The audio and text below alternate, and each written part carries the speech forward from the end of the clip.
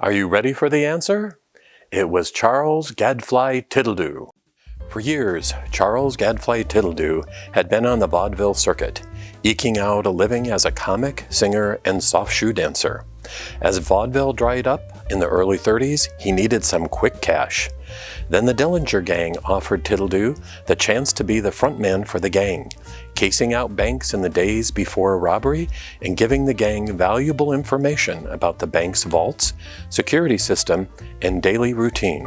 With his cover as a vaudeville performer, no one ever thought about his travel or itinerary. Tittledoo was questioned by the DOI, but released. He then made his way to Hollywood and made several unsuccessful showbiz ventures, such as The Four Stooges, Abbott Costello and Tittledoo, and I Love Tittledoo. He eventually gave up and became a talk show host. The two persons overheard by Daisy May on the Oliver's grounds that evening were Charles Gadfly Tittledoo and Bunny, the mechanic's wife, though she was an innocent bystander. Tittledoo had purchased her guitar from the pawnbroker, but left it in his hotel room, possibly as a lure. The bag found by the gardener was handed to Tittledoo after the robbery, but the gang kept the bank money. All Tittledoo received was a small payment for his part in the caper. Bunny had chased after the Dillinger getaway car because she knew there was a problem with the retaining bolts, but they ignored her.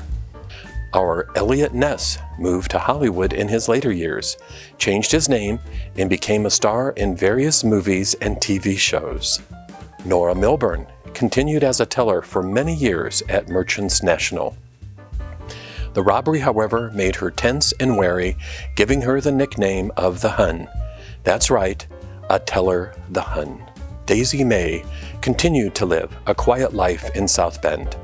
Her home became a haven for a wide variety of cats, dogs, birds, and rabbits. She left her small estate to the animal rescue shelter of Michiana. Bunny and Claude reconciled soon after the robbery.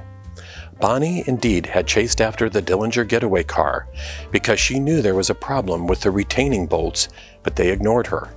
She gave up on her singing career, and Claude soon realized he had no talent as an auto mechanic. With no skills or education, they went into politics.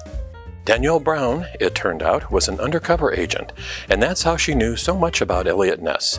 She was so adept at it, however, that a problem arose at her retirement because no one had ever seen her or heard of her.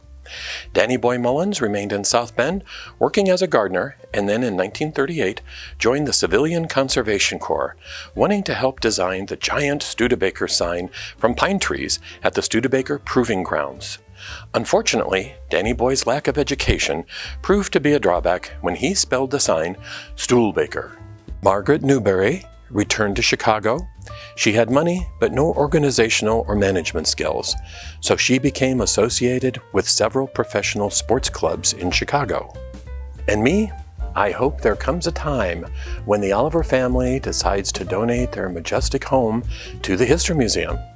And then I can become a docent and lead tours for school children, tourists, and other interested adults. And that, as they say, is a wrap.